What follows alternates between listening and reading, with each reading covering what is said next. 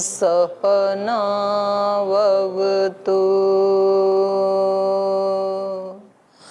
सहनौ भुनक्तु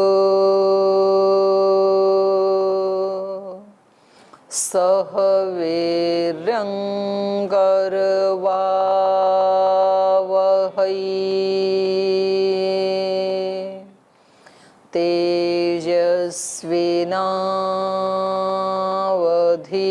तेजस्विनावधीतमस्तु मा विद्विषावहै।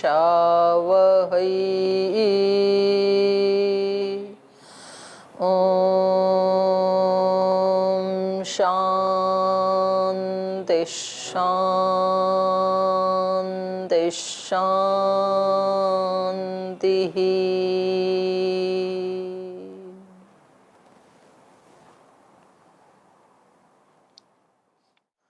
तो हम पढ़ रहे हैं न्याय दर्शन के तृतीय अध्याय का प्रथम आह्निक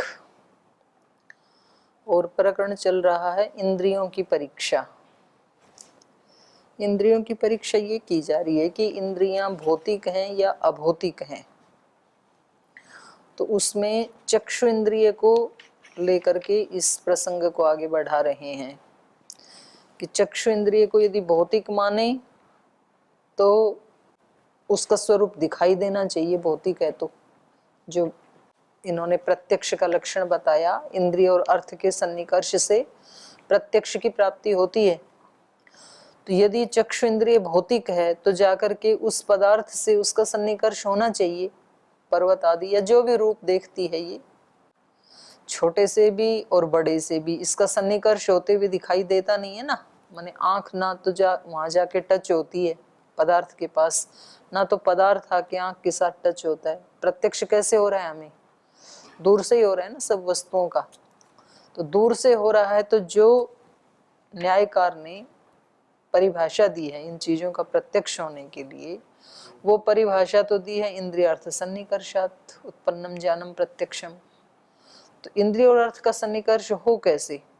तो इन्होंने कहा कि चक्षु से एक रश्मि निकलती है और वो रश्मि भौतिक है, और उसका सन्निकर्ष जब पदार्थ के साथ होता है तो हमें सभी रूपों का प्रत्यक्ष होता है। तो अब इनका कहना यह है कि भाई यदि वो भौतिक है तो वो दिखाई देनी चाहिए। यदि दिखाई नहीं देती है, उसकी अनुपलब्धि हो रही है, तो इसका मतलब वो भौतिक है नहीं। तो फिर अभौतिक माननी पड़ेगी। अभौतिक माने तो इनका सिद्धांत खंडित होता है, क्योंकि इन्होंने इंद्रियों के लिए सिद्धांत क्या बनाया? इनका सूत्र क्या है? भौतिक। स्पष्ट ही कहा ना इन्होंने, चक्षुत्वक आदि इंद्रियाणी भौतिकानी। तो छठा सातवां तो सूत्र है प्रथम आह्निक में ही। तो इनका सिद्धांत खंडित हो जाएगा। तो इसलिए इनको सिद्ध करना है कि इंद्रियां भौतिक होती हैं। तो भौतिक जो हैं वो दिखनी चाहिए। तो इन्होंने कहा था कि सब चीजें प्रत्यक्ष से नहीं दिखती हैं, कुछ चीजें अनुमान प्रमाण से भी दिखती हैं। तो यहाँ पर आवरण लिंग से हमें पता चलता है कि इंद्रियां हैं। तो ये अनुमान प्रमाण से जानने योग्य है, ये प्रत्यक्ष से जानने योग्य नहीं है। और फिर एक बात इन्होंने और बताई कि देखो कुछ चीजें ऐसी होती हैं, जैसे कि हम चक्षु रश्मि के बारे में, तेज के बारे में ही चर्चा कर रहे हैं। तो तेज के भी 4 रूप बताए इन्होंने। कहीं रूप उद्भूत होता है, स्पर्श भी उद्भूत होता है, जैसे कि सूर्य की किरणें। और कहीं पर रूप अनुद्भूत होता है और रूप उद्भूत होता है, स्पर्श अनुद्भूत होता है, तो जैसे कि दीपक की रश्मियां। और कहीं ऐसे होता है कि रूप तो अनुद्भूत होता है, स्पर्श उद्भूत होता है, तो जैसे जल आदि में अग्नि होती है। और चौथा ये है कि स्पर्श भी अनुद्भूत है और रूप भी अनुद्भूत है, तो जैसे चक्षु रश्मि है। तो ऐसे एक ही पदार्थ के कई सारे भी विकल्प हो सकते हैं। और फिर इन्होंने बताया कि ऐसा क्यों है कि भाई ये भौतिक होते हुए भी इसका रूप भी अनुद्भूत है और इसका स्पर्श भी अनुद्भूत है, ऐसा क्यों? तो बोले इसमें तो क्यों की बात नहीं है। कर्मकारितश्चेन्द्रियाणाम व्यूह पुरुषार्थ तंत्र। जितने भी पदार्थ हैं संसार के, वो भगवान ने इस पुरुष के प्रयोजन के लिए बनाए हैं, और वो वैसे वैसे बनाए हैं जैसा जैसा इसने कर्म किया था। तो इंद्रियां हर व्यक्ति को कैसी कैसी मिली हैं, जैसा जैसा उसका कर्माशय था, ऐसा ही व्यूहन है उनका, तो इसमें क्यों की बात नहीं है। तो जो प्रतिघात है ये भौतिक का धर्म है, बात ये थी। जैसे दीवार आदि में हम जाके टकराते हैं और फिर उसके अंदर नहीं घुस जाते हैं, प्रतिघात हो जाता है वहां हमारा, तो ये धर्म किसका है, भौतिक का, और इसका कहीं भी व्यभिचार नहीं होता है। तो इससे क्या पता लगा, जैसे ये भौतिक रश्मियां हैं और यहाँ पर फिर हमने आवरण डाला तो प्रतिघात हो गया ना, तो इससे पता लगा कि इंद्रियां भौतिक हैं और ये जो प्रतिघात धर्म है इसका कहीं भी व्यभिचार नहीं है, कभी भी कोई भौतिक को क्रॉस नहीं करेगा, तो इसका कहीं व्यभिचार नहीं हो, इससे पता लगा इंद्रियां भौतिक हैं। तो इन्होंने कहा कि ठीक है, प्रतिघात का व्यभिचार भले ही नहीं दिखाई दे रहा है भौतिक में, पर अप्रतिघात का तो व्यभिचार दिखाई दे रहा है। तो यदि प्रतिघात को ही मान करके, प्रतिघात के अव्यभिचार को मान करके यदि आप इंद्रियों को भौतिक कह रहे हैं, तो अप्रतिघात के व्यभिचार को देख करके उसको हम अभौतिक कह सकते हैं। ये पूर्व पक्षी का मत था। तो यही था, यस्मात् भौतिकम अपि न प्रतिहन्येत काच अभ्रपटल स्फटिकांतरिता प्रकाशात् प्रदीप रश्मीनाम स्थाल्यादिषु पाचकस्य तेजो अप्रतिघात। तो ये कह रहे हैं कि भाई अप्रतिघात होने से आप इंद्रियों को अभौतिक मान रहे हैं, तन्न युक्तम, ये उचित नहीं है ऐसा मानना।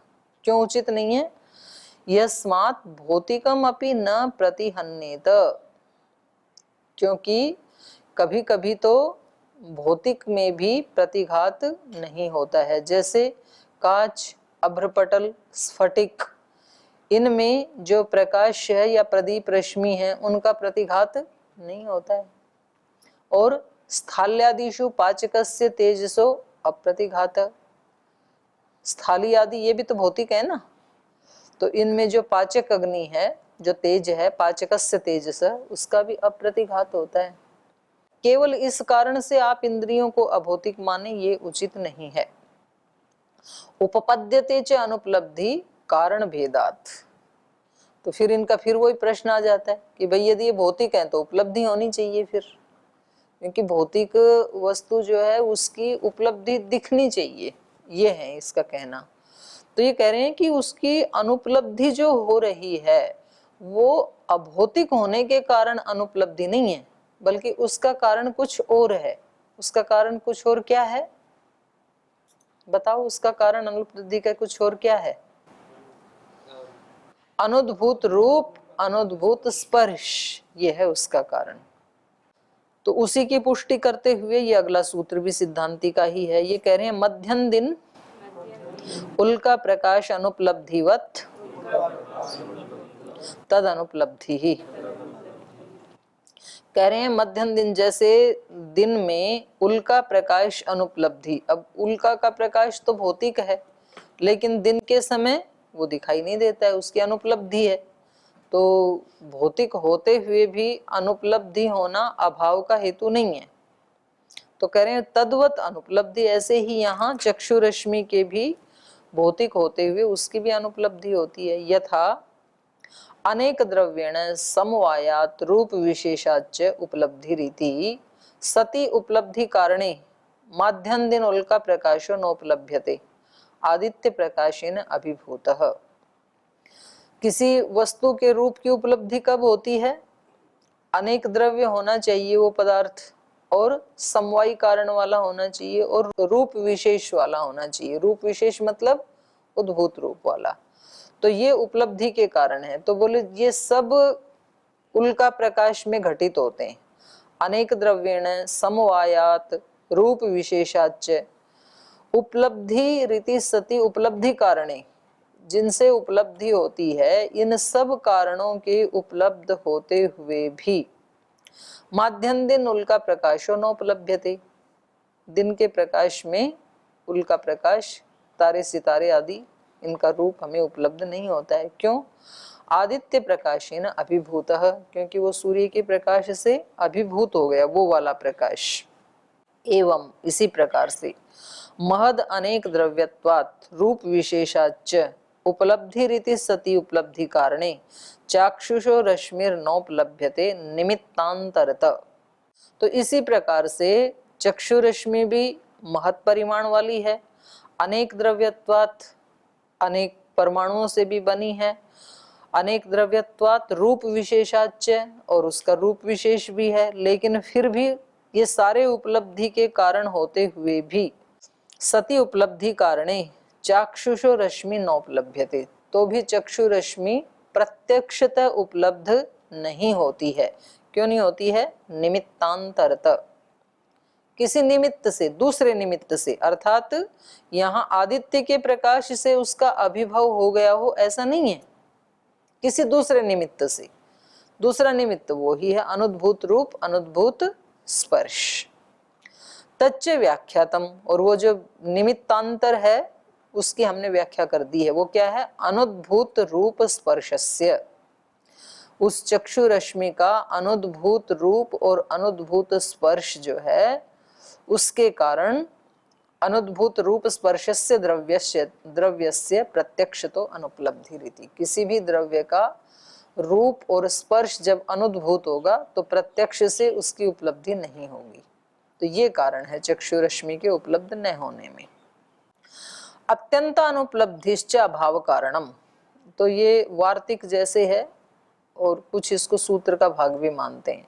कह रहे हैं यदि किसी पदार्थ की अत्यंत अनुपलब्धि हो, ना तो प्रत्यक्ष से उपलब्ध होता है न अनुमान प्रमाण से उपलब्ध होता है, तो माना जाएगा कि वो है ही नहीं, अभाव है फिर उसका। अत्यंत अनुपलब्धिश्च अभाव कारणम, जो अत्यंत अनुपलब्धि है वो अभाव का कारण होती है।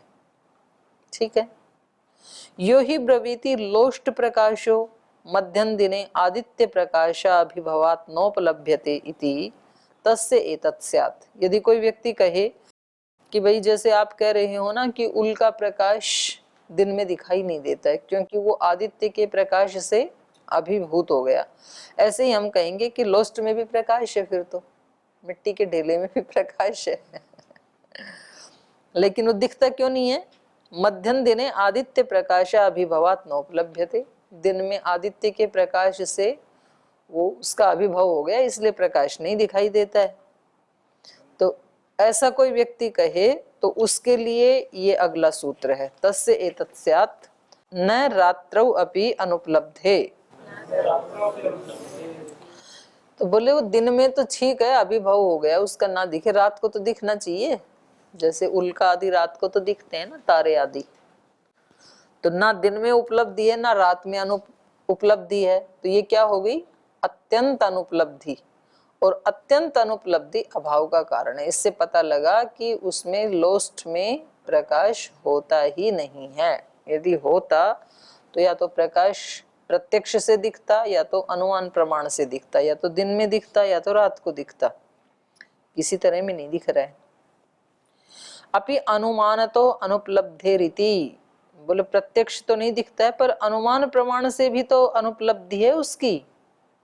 चक्षु रश्मि को कम से कम अनुमान प्रमाण से तो उपलब्धि है ना। जब हम आवरण लगा देते हैं तो वस्तु हमें नहीं दिखती है सामने वाली, तो इससे पता लगा कि चक्षु रश्मि का उपघात हो गया। एवं अत्यंत अनुपलब्धे लोष्ट प्रकाशो नास्ति, तो इस लोष्ट के प्रकाश की अत्यंत अनुपलब्धि होने से ये सिद्ध होता है कि लोष्ट में प्रकाश है ही नहीं। न तो एवं चाक्षुषो रश्मि इति, लेकिन चक्षु रश्मि ऐसी नहीं है, उसकी अत्यंत अनुपलब्धि नहीं है। प्रत्यक्षतः तो अनुपलब्धि है लेकिन अत्यंत अनुपलब्धि नहीं है, अनुमान प्रमाण से तो उसकी उपलब्धि होती है। उपपन्न रूपा चयम, और ये जो अनुपलब्धि है ये उपपन्न रूपा, उपपन्न रूपा मतलब तर्क संगत है। तर्क संगत क्यों है? भाई उसका रूप अनुद्भूत है, स्पर्श भी अनुद्भूत है, तो इसलिए ये जो अनुपलब्धि है ये तो उचित ही है, तर्क संगत ही है। बाह्य प्रकाश अनुग्रहात् विषयोपलब्धे अनभिव्यक्तितो अनुपलब्धि ही। कह रहे हैं जो भी वस्तुएं हमें उपलब्ध होती हैं, जिनका भी रूप हमें दिखाई देता है, तो वो कैसे होता है? बाह्य प्रकाश अनुग्रहात, बाहर के किसी प्रकाश के अनुग्रह से ही तो हमें वस्तुएं दिखाई देती हैं ना। या तो लाइट का प्रकाश हो, या तो दीपक का हो, या तो सूर्य का हो, चंद्रमा का हो। अगर अत्यंत प्रकाश का अभाव हो तो आंखें देख पाएंगी क्या रूप को? तो रूप के दिखने में आंखें कारण है कि प्रकाश कारण है? दोनों ही कारण है। यदि प्रकाश खूब हो, आंखें ना हो तो भी नहीं दिखेगा, और आंखें हैं और प्रकाश नहीं है तो भी नहीं दिखेगा।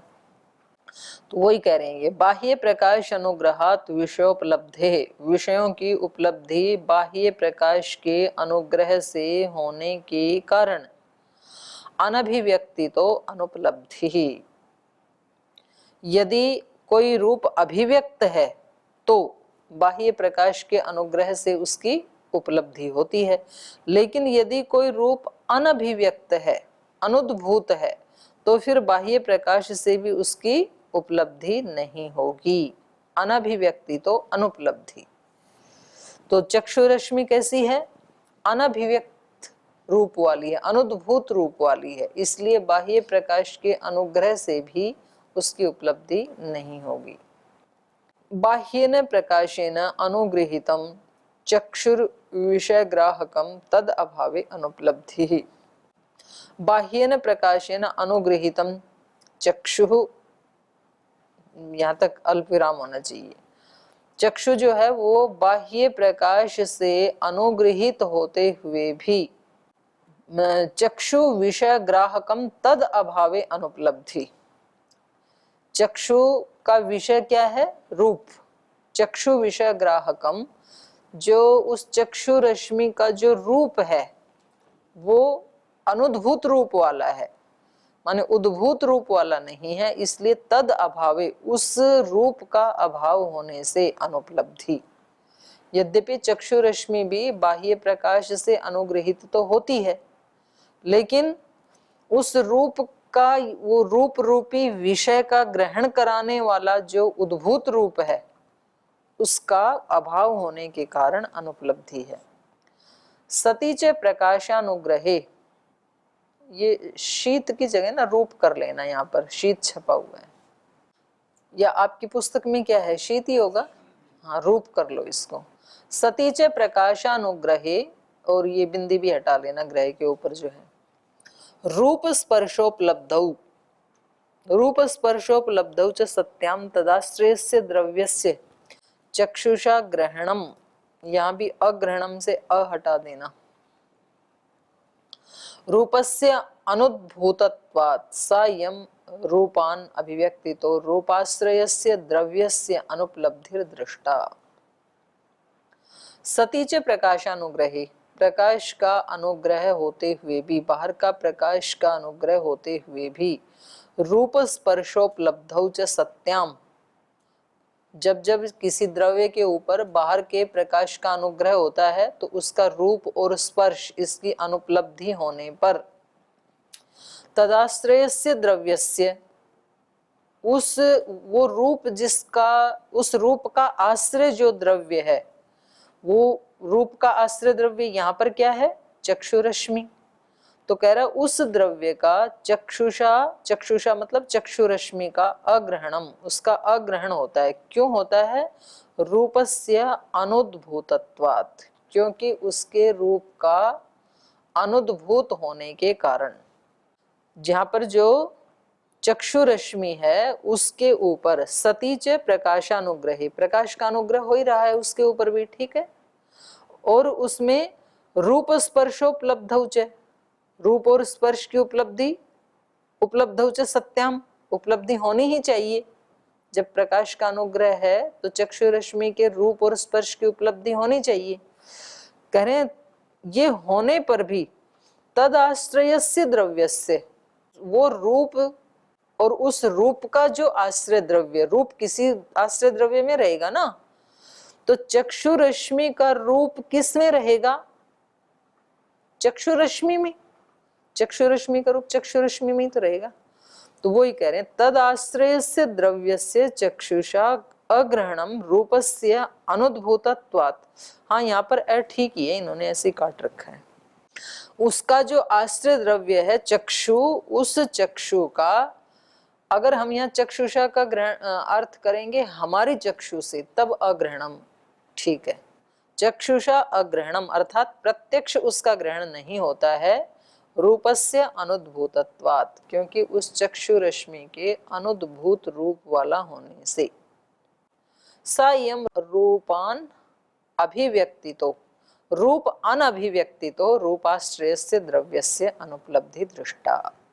तो ये जो अनुपलब्धि है ये रूप अनअभिव्यक्तितः, रूप अभिव्यक्त नहीं है जिसमें, ऐसा वो द्रव्य, रूप अनअभिव्यक्तितः रूप आश्रयस्य द्रव्यस्य, जो अनअभिव्यक्त रूप है चक्षु रश्मि का, उस अनअभिव्यक्त रूप वाले द्रव्य का आश्रय, सॉरी, उस अनअभिव्यक्त रूप वाले नहीं, उस अनअभिव्यक्त रूप का जो आश्रय द्रव्य अर्थात चक्षु रश्मि, उसकी अनुपलब्धि देखी जाती है। क्योंकि रूप ही अनअभिव्यक्त है तो उस रूप का आश्रय द्रव्य कहाँ से दिखाई देगा? रूप यदि उद्भूत हो तो जिस द्रव्य में वो रूप आश्रय पा रहा है तब तो उसका दर्शन होगा ना। तो यहाँ पर क्योंकि रूप अनभिव्यक्तितः, उस रूप की अनभिव्यक्ति है, तो इसलिए रूपाश्रयस्य द्रव्यस्य अनुपलब्धि दृष्टा, तो उस रूप का जो आश्रय द्रव्य है अर्थात चक्षु रश्मि, उसकी भी अनुपलब्धि देखी जाती है। इसलिए तत्र यदुक्तम तद अनुपलब्धे अहेतु इति एतत् अयुक्तम। इसलिए पीछे जो इन्होंने कहा था ना, कौन से सूत्र में कहा था, ये इन्होंने कहा था यहाँ पर तद अनुपलब्धे अहेतु 35 नंबर में कहा था ना पूर्व पक्षी ने, कि यदि चक्षु रश्मि है तो उसकी उपलब्धि होनी चाहिए, अनुपलब्धि है तो इसका मतलब वो है ही नहीं। तो तत्र यदुक्तम तद अनुपलब्धे अहेतु, अनुपलब्धि होने से उसके भौतिक होना, इसमें कोई हेतु नहीं है, वो भौतिक है ही नहीं। इति एतत् अयुक्तम, तो ये आपका कथन उचित नहीं है। चक्षु रश्मि भौतिक है लेकिन क्योंकि उसका रूप उद्भूत नहीं है, और जो उद्भूत रूप जिसका नहीं है तो उसके आश्रय द्रव्य की भी उपलब्धि नहीं होती है, भले ही उसके ऊपर बाह्य प्रकाश का अनुग्रह हो तो भी। इनका आक्षेप क्या था वो भी समझ में आ गया ना सूत्र में। पूर्व पक्षी का आधा सूत्र तो पूर्व पक्षी का आक्षेप से संबंध रखता है कि भाई बाह्य प्रकाश का अनुग्रह होने से विषयों की उपलब्धि होती है, तो बाह्य प्रकाश का अनुग्रह चक्षु रश्मि पे भी है तो फिर वो दिखनी चाहिए। तो इन्होंने कहा कि अनुग्रह तो है लेकिन अनुद्भूत रूप होने के कारण उसकी उपलब्धि नहीं होती है। तो अब ये पूछ रहे हैं कस्मात् पुनः अभिभवो अनुपलब्धि कारणम चाक्षुषस्य रश्मिर्नोच्यते इति। पूर्व पक्षी पूछ रहे हैं कि फिर आप यही मान लो ना कि जैसे उल्का प्रकाश आदि सूर्य के प्रकाश से अभिभव होने के कारण उनका रूप दिखाई नहीं देता है, वैसे ही ये जो चक्षु रश्मि है ये भी सूर्य के प्रकाश से अभिभूत हो जाती है इसलिए दिखाई नहीं देती, ऐसे ही मान लो। तो इसको अभिभव को ही अनुपलब्धि का कारण मान लो ना। इन्होंने अनुपलब्धि का कारण किसको माना? अनुद्भूत रूप और स्पर्श। तो ये कह रहे अनुद्भूत रूप स्पर्श को मत मानो, आप यही मान लो कि सूर्य के प्रकाश से उसका अभिभव हो रहा है चक्षु रश्मि का। कस्मात् पुनः अभिभवो अनुपलब्धि कारणम चाक्षुषस्य रश्मिर्नोच्यते इति। तो उसका उत्तर दे रहे हैं अभिव्यक्तौ चाभिभवात्। करें नहीं, अभिभव उसका होता है जिसका रूप अभिव्यक्त होता है। उल्का प्रकाश आदि का रूप कैसा है? अभिव्यक्त, उद्भूत। तो उद्भूत तो रूप है उसी का ही तो अभिभव होगा, जिसका रूप अनुद्भूत उसका अभिभव कैसे होगा? बाह्य प्रकाश अनुग्रह निरपेक्षतायाम च इति चार्थ। सूत्र में जो चकार है ना, ये किसके लिए आया है? बाह्य प्रकाश अनुग्रह निरपेक्षतायाम, अभिभव उनमें होता है जिनमें बाह्य प्रकाश के अनुग्रह की अपेक्षा नहीं होती है। जैसे उल्का आदि है ना, उनको अपना रूप दिखाने के लिए बाह्य प्रकाश की अपेक्षा नहीं है। कुछ पदार्थों को बाह्य प्रकाश की अपेक्षा है, कुछ को बाह्य प्रकाश की अपेक्षा नहीं है। तो उल्का आदि कैसे हैं? जिनको बाह्य प्रकाश के अनुग्रह की अपेक्षा नहीं है। तो जिनको अपना रूप अभिव्यक्त करने के लिए बाह्य प्रकाश की अपेक्षा नहीं है, उनका अभिभव होता है। बाह्य प्रकाश अनुग्रह निरपेक्षतायाम च इति चार्थ। तो यहाँ कह रहे हैं यद रूपम अभिव्यक्तम उद्भूतम बाह्य प्रकाशानुग्रहम च नापेक्षते तद विषयो अभिभवो विपर्यये अभिभव अभावात्। यद रूपम अभिव्यक्तम, जो अभिव्यक्त रूप है, अभिव्यक्त कोई कहा, उद्भूतम उद्भूत है जो, और बाह्य प्रकाश अनुग्रहम च नापेक्षते, और बाह्य प्रकाश के अनुग्रह की जिसको अपेक्षा नहीं है। तो ऐसे कौन है? उल्का प्रकाश, उनका रूप। तद विषयो अभिभव, तो वो अभिभव के विषय बनते हैं, उनका अभिभव होता है सूर्य के प्रकाश में। विपर्यये अभिभव अभावात्, उससे विपरीत जो हैं, अर्थात जिनको बाह्य प्रकाश की अपेक्षा है, तो उनका भी अभिभव नहीं होगा।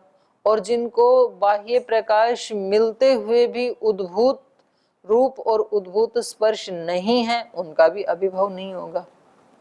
तो अनुद्भूत रूपत्वाच्च अनुपलभ्यमानं प्रकाश अनुग्रहाच्च उपलभ्यमानं न अभिभूयते इति। अनुद्भूत रूपत्वाच्च, लेकिन चक्षुरश्मि कैसी है?